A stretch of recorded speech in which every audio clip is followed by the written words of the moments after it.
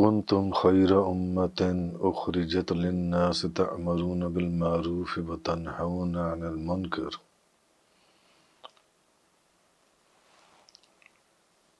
جو امتیں لوگوں کے لیے ظاہر کی گئی ہیں، تم ان سب میں بہترین امت ہو۔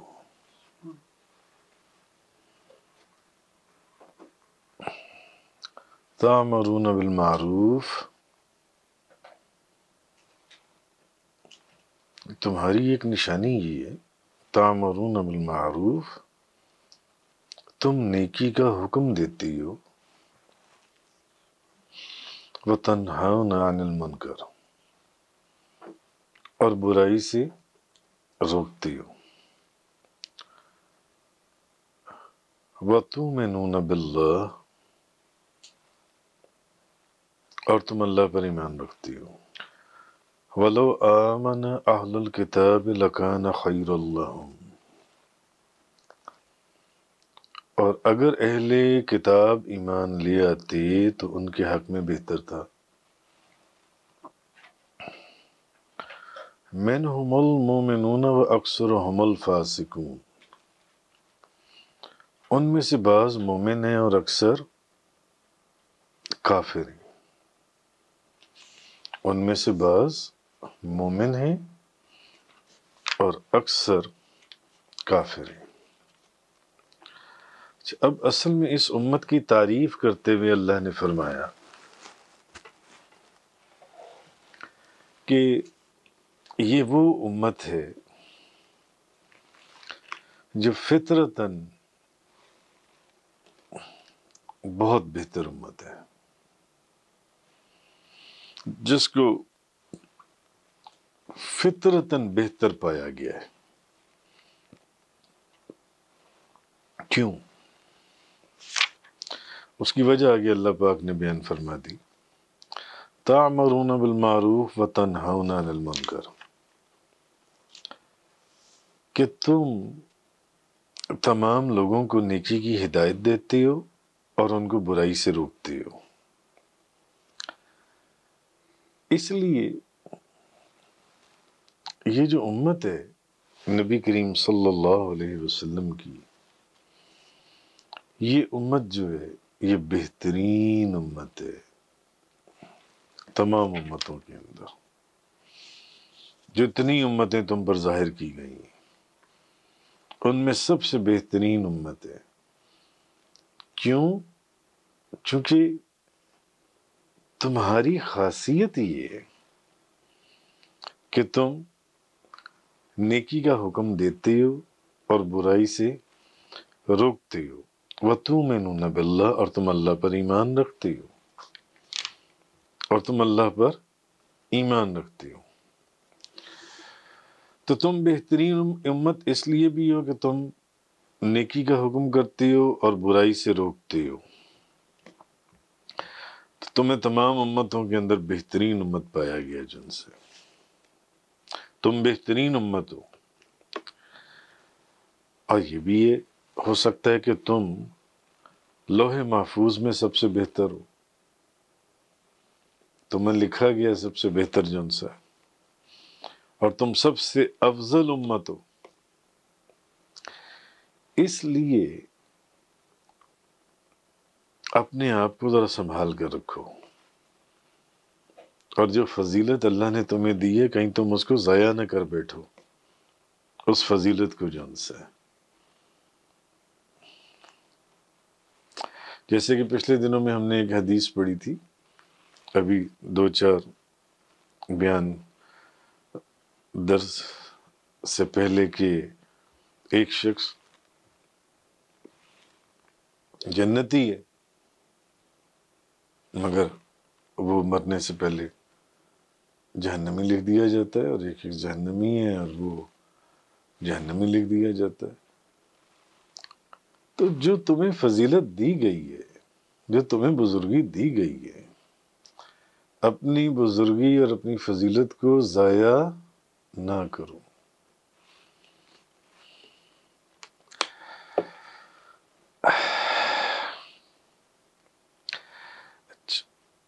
حضرت ابن عباس رضی اللہ تعالی عنہما نے فرمایا کہ اس آیت میں امت سے مراد وہ لوگ ہیں جنہوں نے نبی کریم صلی اللہ علیہ وسلم کے ساتھ مکہ سے ہجرت کی۔ ایک روایت میں وہ فرماتے ہیں کہ اس میں امت سے مراد وہ لوگ ہیں جس کو بہترین امت فرمایا گیا ہے، جنہوں نے مکہ سے نبی پاک صلی اللہ علیہ وسلم کے ساتھ ہجرت فرمائی۔ جبکہ ایک روایت میں حضرت عمر بن خطاب فرماتے ہیں کہ اس آیت سے خصوصیت کے ساتھ نبی پاک صلی اللہ علیہ وسلم کے اصحاب موجود ہیں، صحابہ کرام۔ صحابہ کرام مراد ہیں کہ جو بہترین امت ہے، صحابہ کرام، اور جو بھی مسلمان صحابہ کرام کے راستے پر گامزن ہیں، جو بھی مسلمان صحابہ کرام کے نقش قدم کے اوپر چل رہا ہے، وہ سب بہترین امت میں داخل ہیں، وہ سب بہترین امت میں داخل ہیں۔ اور ایک روایت میں ہے کہ قتادہ بیان کرتی ہیں کہ ایک دن نبی پاک صلی اللہ علیہ وسلم کعبہ شریف سے ٹیک لگائے بیٹھے ہوئے تھے تو آپ نے فرمایا ہم قیامت کے دن 70 امتوں کو پورا کر دیں گے اور ہم 70 امتوں میں سب سے آخر میں اور سب سے بہتر ہیں، سب سے بہتر۔ مگر پھر حضرت عمر بن خطاب والا جو قول ہے کہ آپ نے فرمایا کہ اس آیت میں جس امت کا ذکر کیا گیا ہے کہ تم بہترین امت ہو، بہترین امت، وہ نبی کریم صلی اللہ علیہ وسلم کی صحابہ کرام ہیں اور ہر وہ مسلمان جو ان کے طریقے کے اوپر چل رہا ہے، ہر وہ مسلمان جو ان کے طریقے پر چل رہا ہے۔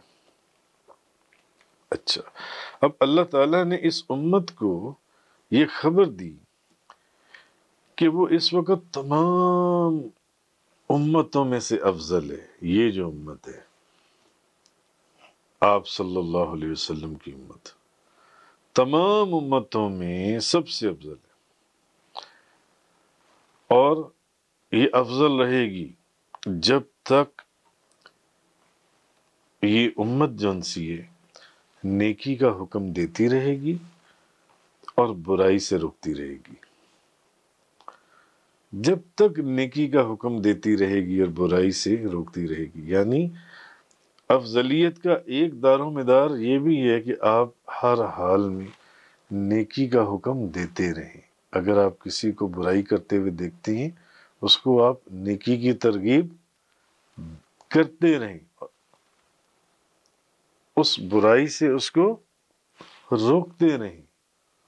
یہ بھی آپ کے افضل ہونے کی ایک دلیل ہے، کیونکہ اس امت کی افضلیت کا جو ایک دار و مدار اللہ نے بیان فرمایا وہ یہ ہے کہ یہ نیکی کا حکم کرتی ہے اور برائی سے روکتی ہے۔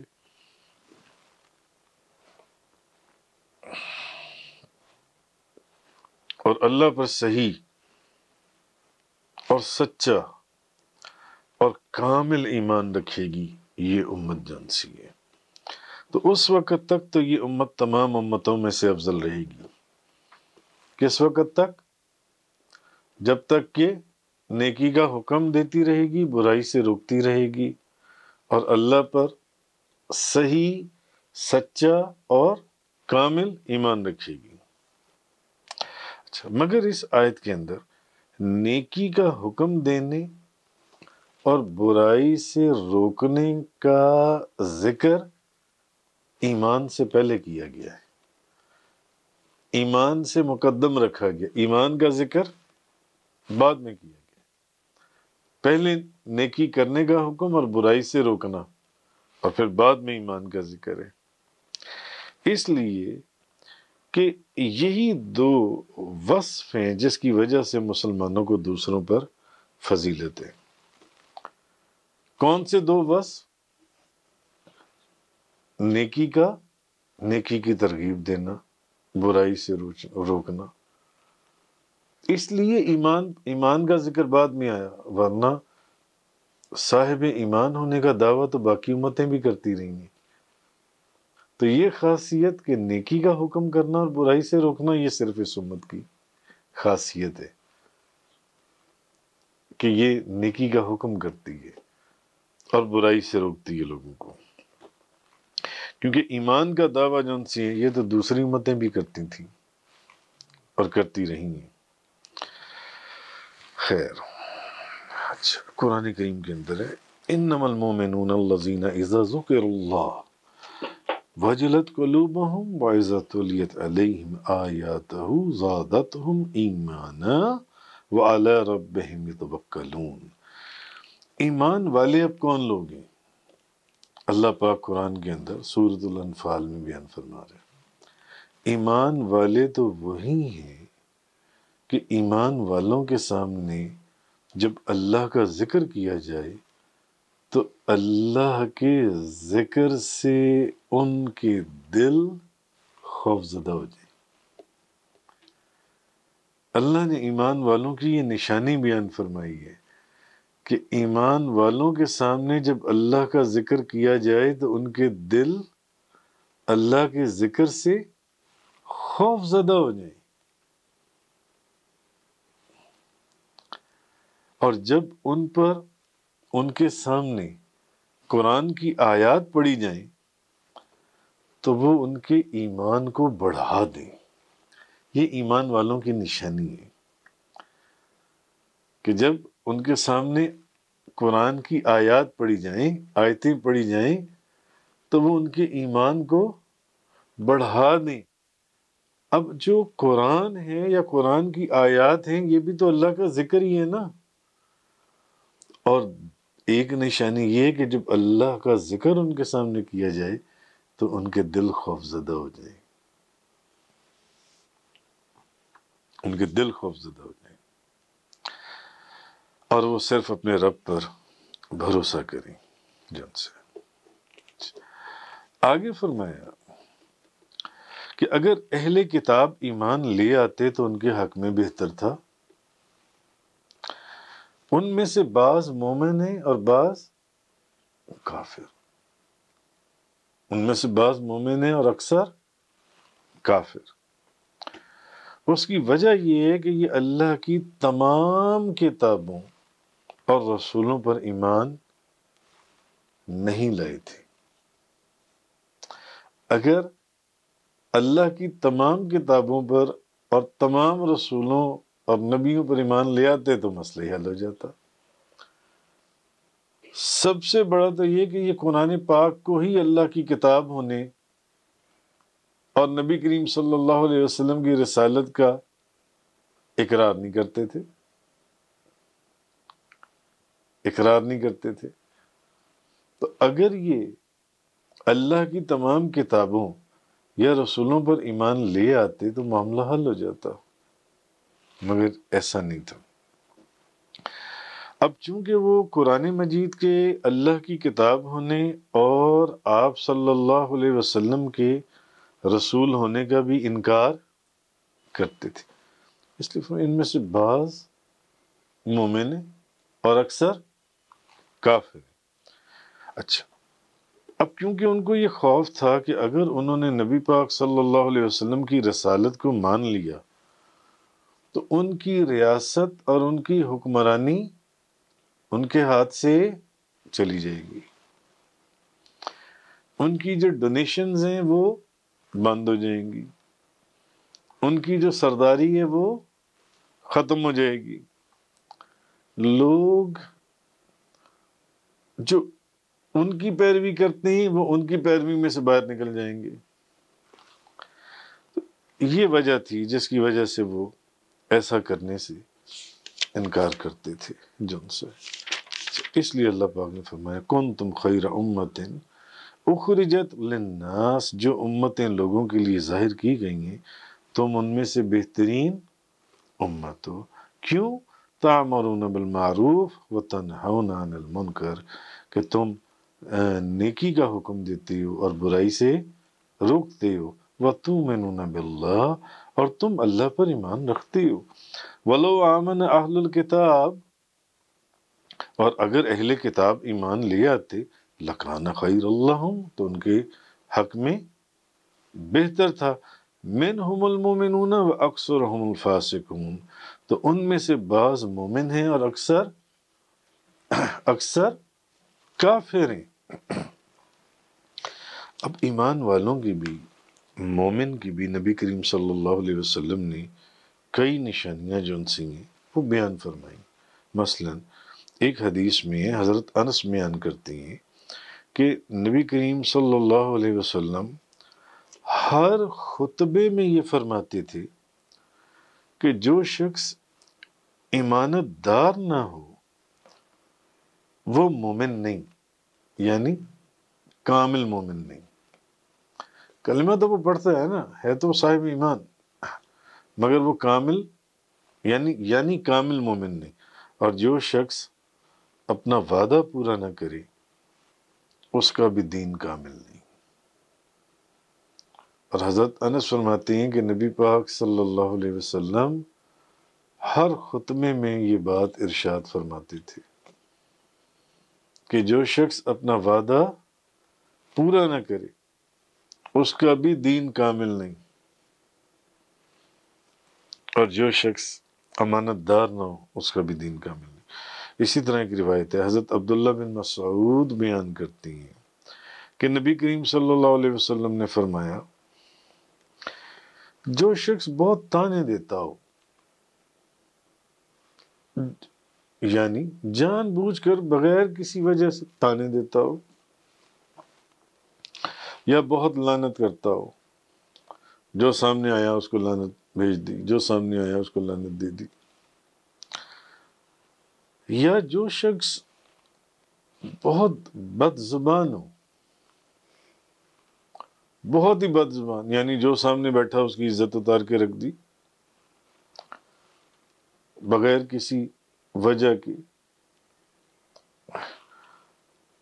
یا جو شخص گندی بے حیائی کی باتیں کرتا ہو، یہ بھی وہ لوگ ہیں یعنی جو کامل مومن نہیں ہیں، کامل مومن نہیں ہیں۔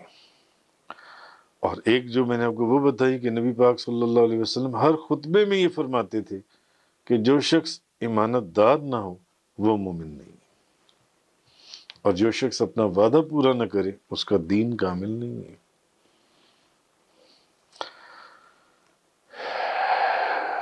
حضرت ابن عباس رضی اللہ تعالی عنہما بیان کرتی ہیں کہ نبی کریم صلی اللہ علیہ وسلم نے ایک اور نشانی یہ بتائی کہ وہ شخص بھی کامل مومن نہیں ہے جو رات کو خود تو پیٹ بھر کر کھانا کھائے مگر اس کا جو ہمسایہ ہے وہ بھوکا ہو رات کو جن سے، وہ بھی تو خیر اللہ پاک نے فرمایا ان میں سے بعض مومن ہیں اور اکثر جن سے ان میں فاسق ہیں۔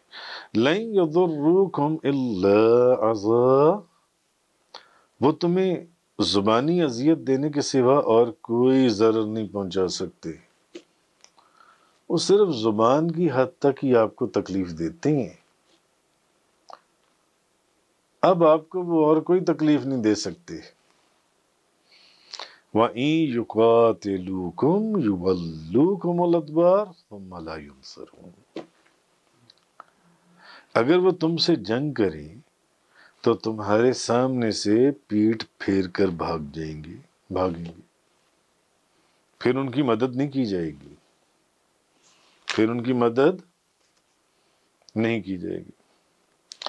اب اس آیت میں نبی کریم صلی اللہ علیہ وسلم کے زمانے میں جو یہودی تھے ان یہودیوں کا ذکر ہو رہا ہے جو حضور کے زمانے میں موجود تھے، کہ نبی کریم صلی اللہ علیہ وسلم نے ان سے جو معاہدے کیے تھے یہودیوں کے قبیلوں سے، یہودیوں کی جو بستیاں تھیں، ان کے جو مختلف قبیلے تھے، ان سے جو نبی کریم صلی اللہ علیہ وسلم نے معاہدے کیے تھے وہ ان کی شرارتوں کی وجہ سے اور ان کی وعدے توڑنے کی وجہ سے، بد عہدیوں کی وجہ سے وہ سارے معاہدے جو ان سے ہیں وہ ختم ہو گئے تھے، ختم کر دیے گئے تھے۔ اچھا اب ہوا کیا کہ بعد میں یہ انہی یہودیوں میں سے بعض لوگ اپنے جرائم اور اپنی شرارتوں کی وجہ سے قتل کر دیے گئے اور یا جلا وطن کر دیے گئے، ان کو جلا وطن کر دیا گیا۔ اب ان یہودیوں کے جو دوسرے قبیلوں کے ساتھ معاہدے تھے یا دوستیاں تھیں، جب اسلام پھیلا اور وہ سارے قبیلے اسلام میں داخل ہو گئے تو اب یہ بالکل اکیلے رہ گئے، ایک اپنی شرارتوں کی وجہ سے اور اپنے جھوٹے وعدوں کی وجہ سے، اور اس میں پھر جو شرارتوں کی وجہ سے یہ جرائم کرتے تھے، کچھ تو قتل کر دیے گئے، کچھ جیلا وطن کر دیے گئے، اور جن یہودی قبیلوں سے ان کے آگے ایگریمنٹس تھے وہ قبیلے جو ان سے وہ یہودی تھے یا کچھ اور تھے، وہ اسلام کے اندر داخل ہو گئے۔ اب یہ بالکل اکیلے رہ گئے، یہ جو ان سے یہودی تھے یہ سب اکیلے رہ گئے۔ تو وہ اصل میں یہ چیز بتائی جا رہی ہے کہ جس درخت کی تمام جڑیں کٹ چکی ہوں، وہ صرف اپنے تنے جو خالی تنا ہے، نیچے جڑ اس کی ساری کاٹ دی گئی ہوں، جڑیں جو ان سی ہیں، وہ کیسے کھڑا رہے گا؟ اس لیے اللہ پاک نے فرمایا لَن يُضِرُّوكُمْ إِلَّا أَذًى وَإِن يُقَاتِلُوكُمْ يُوَلُّوكُمُ الْأَدْبَارَ ثُمَّ لَا يُنصَرُونَ۔ وہ تمہیں زبانی اذیت دینے کے سوا کوئی ضرر نہیں پہنچا سکیں گے۔ اگر وہ تم سے جنگ کریں تو تمہارے سامنے سے پیٹھ پھیر کر بھاگیں گے، اور پھر ان کی مدد جان سی ہے وہ نہیں کی جائے گی۔ آگے فرمایا ضربت علیہم الذلۃ اینما ثقفوا الا بحبل من اللہ وحبل من الناس۔ اور اب بات یہ کہ وہ جہاں کہیں بھی جائیں گے ان پر ذلت لازم کر دی جائے گی۔ پہلی وجہ تو یہ ہے کہ وہ آپ کے در دولت سے دوڑ گئے اور آپ کو انہوں نے دھوکہ دینے کی اپنے گمان میں کوشش کی، آپ سے پیچھے ہو گئے۔ ضربت علیہم الذلۃ، وہ جہاں کہیں بھی جائیں گے ان پر ذلت لازم کر دی جائے، اینما ثقفوا الا بحبل من اللہ وحبل من الناس، بجز اس کے کہ وہ کبھی اللہ کی رسی اور کبھی لوگوں کی رسی سے سہارا لیں گے۔ وَبَاءُوا بِغَضَبٍ مِّنَ اللَّهِ، اور اللہ کے غضب کے مستحق ہوئے۔ وَضُرِبَتْ عَلَيْهِمُ الْمَسْكَنَةُ، اور ان پر محتاجی لازم کر دی گئی، اور اللہ کے غضب کے مستحق ہوئے اور ان پر محتاجی لازم کر دی گئی۔ محتاجی بھی لازم کر دی گئی، اللہ کے غضب کے بھی مستحق ہوئے، اور جہاں کہیں جائیں گے ذلت ان کے لیے لکھ دی گئی، جنسی ذلت ان کے لیے لکھ دی گئی۔ اب اگر آپ غور کریں تو اس آیہ کریمہ کے اندر جو فرمایا گیا ہے، یہودیوں کے اوپر اس زمین کے اوپر ایسی ذلت مسلط کی گئی ہے کہ وہ کہیں پر بھی چلے جائیں اس ذلت کے سرکل سے وہ باہر نہیں آ سکتے۔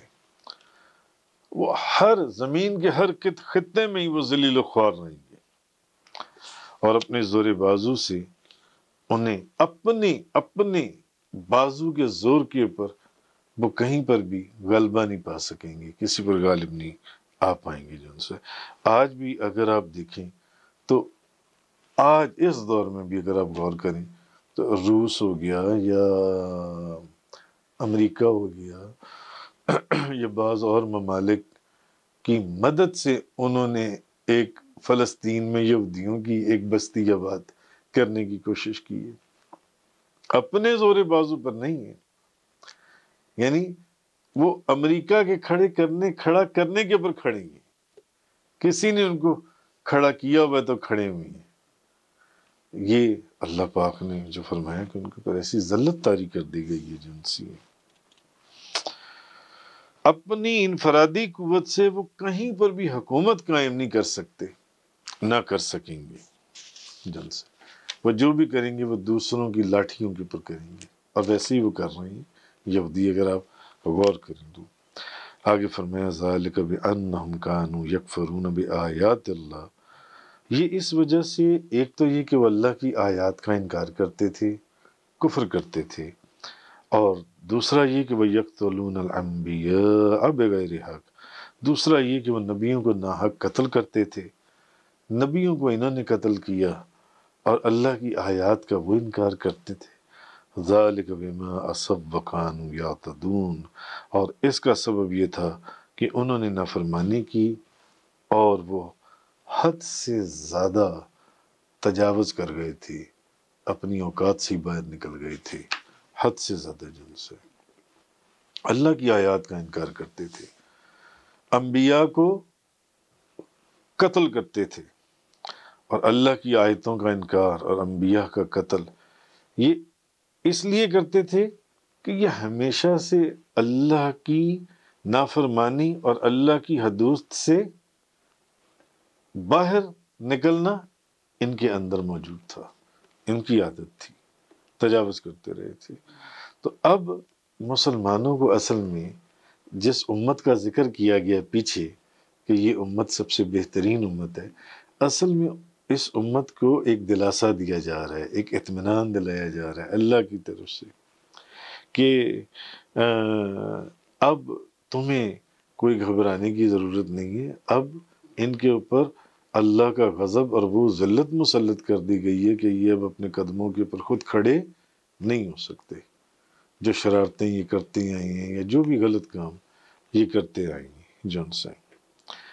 تو جن لوگوں پر ہر جگہ خدا کی مار یا لعنت پڑ رہی ہو، وہ تمہارا کیا بگاڑ سکیں گے؟ وہ تمہارا کچھ بھی نہیں بگاڑ سکتے۔ تو جو دوسروں کے سہارے کے بغیر اپنی ایک حکومت قائم نہ کر سکتے ہوں، وہ تمہارا بھی کوئی نقصان نہیں کر سکیں گے۔ بِأَنَّهُمْ كَانُوا يَكْفُرُونَ بِآيَاتِ اللَّهِ، ایک تو یہ کہ وہ اللہ کی آیات کا انکار کرتے تھے، وَيَقْتُلُونَ الْأَنبِيَاءَ بِغَيْرِ حَقٍّ، اور نبیوں کو ناحق قتل کرتے تھے۔ ذَلِكَ بِمَا عَصَوْا وَكَانُوا يَعْتَدُونَ، اور اس کا سبب یہ تھا کہ انہوں نے نافرمانی کی اور وہ حد سے تجاوز کرتے تھے۔ صدق اللہ تعالی واللہ رسول اللہ۔ تفسیر قرآن کا یہ لیکچر انگلش میں سننے کے لیے براہ کرم ڈسکرپشن میں موجود لنک پر کلک کریں۔